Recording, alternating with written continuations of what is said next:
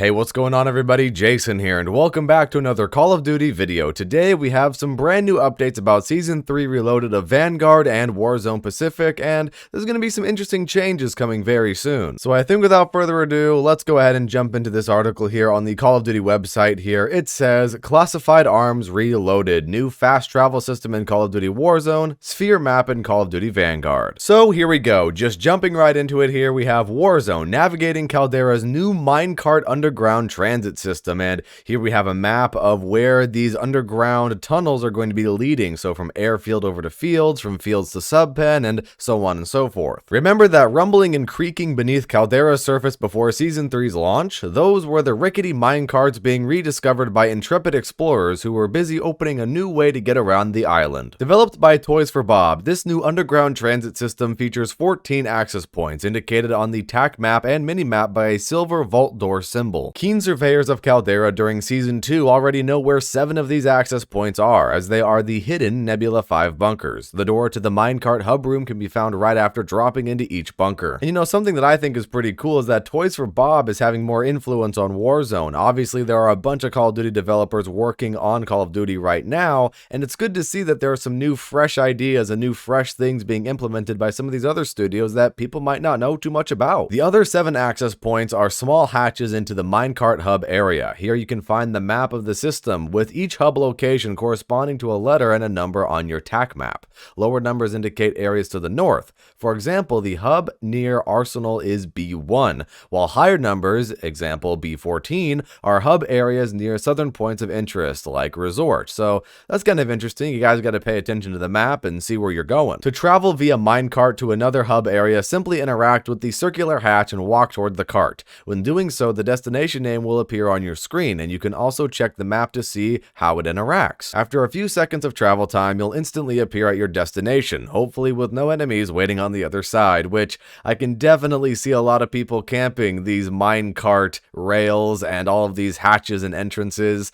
Oh boy, let's hope it doesn't happen too frequently. Those in the know, like you after reading this section, can use light and audio cues to figure out if an enemy is on the other side or if the circle collapse will soon engulf the destination. As with most situations, when there is a green light, it means safe. Anything else can mean potential danger, and if the indicator is off with the gas going through the vents, that means you cannot travel to that destination. Mastering this system may be key to the new meta after this update, so learn it and it's not so secret indicators well. So this is kind of an interesting update here. I really didn't expect a fast travel system to be implemented to Warzone. I can definitely see a lot of people using this, and I can definitely see a lot of people camping it. So I mean, it sounds cool, but we'll have to see what happens in practice. It also appears as if the Serpentine perk from Vanguard is going to be added to Warzone on May 25th when the update comes out. I'm sure you guys already know what Serpentine does, so let's just go ahead and move on. Over here, we have some new items in Warzone, Gulag entry, redeploy extraction, and more, so let's go ahead and read about this. We have a few new additions coming to Warzone that I think can be really interesting changes, so starting things out here with Gulag entry tokens. The Hold's owners love to see good fights, apparently, as they are putting special Gulag entry tokens in supply boxes for Battle Royale matches. Developed by Raven, this token brandishes the infamous post-death symbol that binds to your operator on pickup. Only one can be carried at a time, and if one is picked up or kept after the Gulag is closed, you'll receive cash compensation for holding one. If you perish while holding a Gulag entry token, you will be sent back to the Gulag rather than needing to be bought back or be eliminated from the game. Then it's like your first death all over again. Fight in a 1v1 duel to survive and redeploy. So a very, very interesting addition here. I wonder how rare these tokens are going to be, because if these tokens are just scattered everywhere and there are a bunch of these for everybody to collect, the games might not progress as quickly as people might hope. So I don't know. This seems like a very interesting addition, and if it's a rare occurrence, then I think this could really be an interesting part of this game. We also have the redeploy extraction token. Let's go ahead and read about this. The other token, also developed by Raven, is something that Warzone veterans may be familiar with. A token that grants an automatic redeploy without any need to visit the Gulag or be bought back at a buy station. Just like the Gulag entry token, this one also deactivates once the hold shuts down late in a match, and players who hold onto it for that long receive a cash prize as compensation. Its usefulness is obvious, but its presence is rare. Do not expect to find these as often as Gulag entry tokens, which will already be of legendary rarity. So I guess this kinda answers my question from before. before how rare these tokens are going to be. So Gulag entry tokens and the Redeploy extraction tokens are going to be legendary rarity. So I guess they won't be super common. We also have the speed boost coming to normal battle royale here. This buff, often found in Warzone's Clash mode, is another rare item that could appear in a supply box. Once it is picked up, it will automatically grant the operator a temporary movement buff. Sliding while having this boost grants a quick way around the map, and it allows for a ton of potential movement techniques such as parkour lines and jumps, which can help before or during engagements. Like the Redeploy extraction token, the speed boost will not be a common item in supply boxes, and once picked up, its effectiveness will be for an extremely limited time. Make the most of this boost, and it will generously reward you and the squad. So this is kind of cool, actually. I wonder how long the boost is going to be active when you pick up the token. Probably for as long as the speed boost is in Clash, but we'll have to see what happens. We also have the radar jammer field upgrade for multiplayer coming to Warzone, which I guess is interesting. It kind of counters the field mics and the UAVs on the map, but I can see a lot of campers using this one. And then we have one of my favorite things from Operation Monarch being carried over to normal Warzone. We have the high value loot zones. First introduced during Operation Monarch, high value loot zones will now appear in standard battle royale games as high risk, high reward places to drop or travel to. Check your TAC map or mini map to see where these areas are and decide whether to set a course for fortune and frequent fighting. We know peak will be peak and every new point of interest will draw attention, but with this system, there are more options for a squad to build their loadout by scavenging for items. Just like any high traffic point of interest,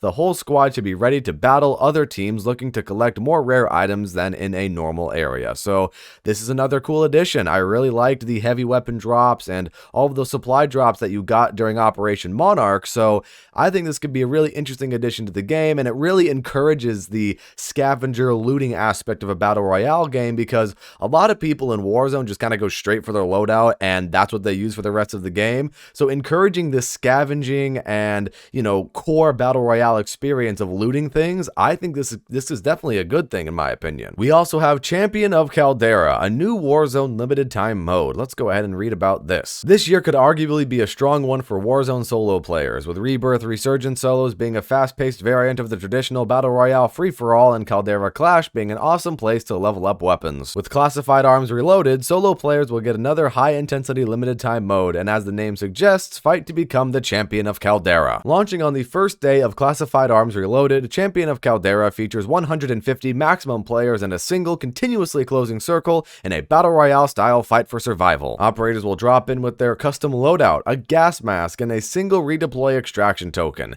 The item pool is slightly altered to emphasize equipment not normally found in the loadouts and epic to legendary rarity weapons. Collect cash to visit an upgraded buy station, which features the advanced UAV, explosive bow, and even the specialist bonus for a hefty fee. Most notably, kills in this game mode immediate refill player health, equipment, and ammo, incentivizing would-be champions to play aggressively and eliminate the competition directly to have the best chance at victory.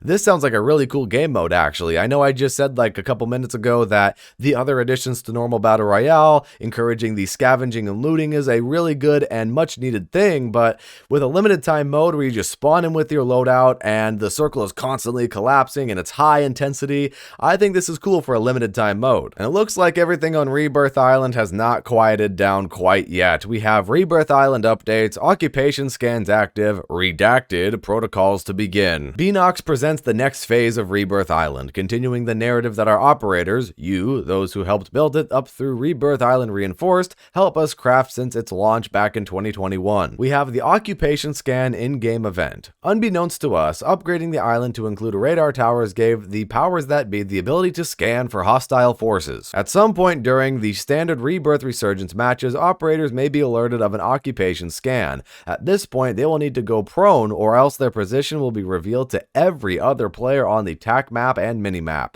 That is very, very interesting.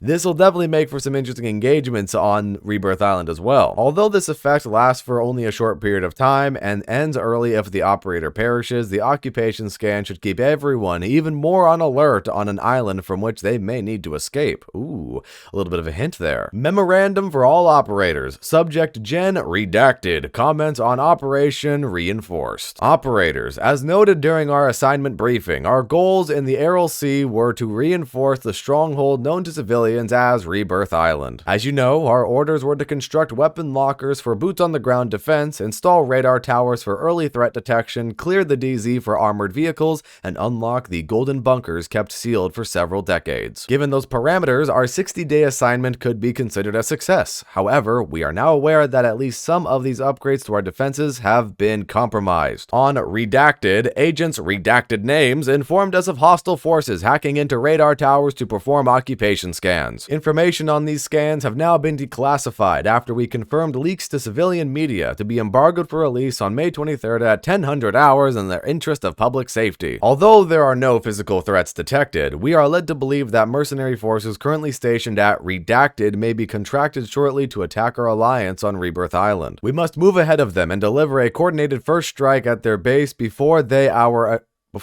our tactical position in the RLC is lost. I feel like that's a typo. Stand by for details on extraction protocols and new assignments. So, Rebirth reinforced, that event with Stitch, and all of that with Perseus. It's not quite over yet, ladies and gentlemen. We have some more story to delve into pretty soon. Next up in the article, we have details about the brand new multiplayer map coming to Vanguard called Sphere, and we have an image right here. We saw this at the beginning of Season 3, and we have a little bit of information here detailing what the map is going to look like. In Call of Duty Vanguard, Classified Arms Reloaded will bring Sphere, a new small multiplayer map featuring an underground weapons lab hidden beneath the facade of a coal mine. On the top floor, battle in the dusty environs of a mock coal mining village featuring wooden buildings, crates, and natural formations that will make you feel like a veritable gunslinger in the Old West. Head underground and you'll be greeted by the mine, concrete tunnels, workshop, and the central lab where operators can flood in from all sides. Operators who best navigate the various ins and outs between the upper and lower environments are likely to gain the upper hand in combat, no matter the mode. We also have a new operator being added to Vanguard in Kim Tae-young. She is going to be part of Task Force Harpy, obviously.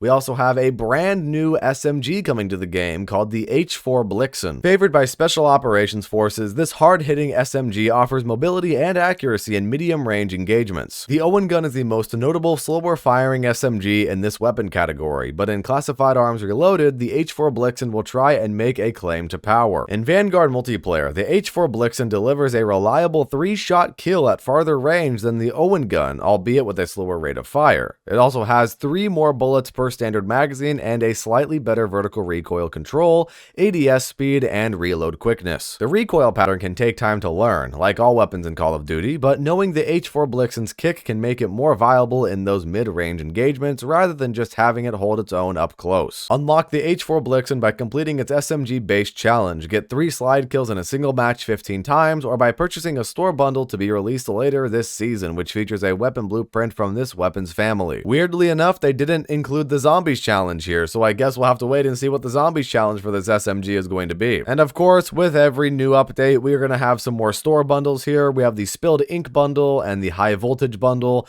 This one looks kind of cool. It kind of reminds me of something from Destiny or Dishonored maybe, so I guess that's kind of cool. Anyways guys, those are all of the updates coming to Warzone and Vanguard with Season 3 Reloaded, also known as Classified Arms Reloaded. I think some of these changes are actually kind of neat, like that limited time mode, the Champion of Caldera. I think that could be kind of interesting. The rare loot drops that are going to be happening similar to the heavy weapon drops from Operation Monarch, and the underground tunnels in Caldera sound interesting as well. But what do you guys think about all of the new changes coming to Vanguard and Warzone on May 25th? Feel free to share your thoughts in the comments. Anyways guys, that is it for this video, and I hope you all enjoyed. If you did, leave a like and subscribe if you're a brand new viewer. Also, don't forget to check out all the links down below in the description so you stay up to date with everything that I do. And with that said, have a fantastic rest of your day or night, depending on where you are in this crazy world, and I'll see you guys next time.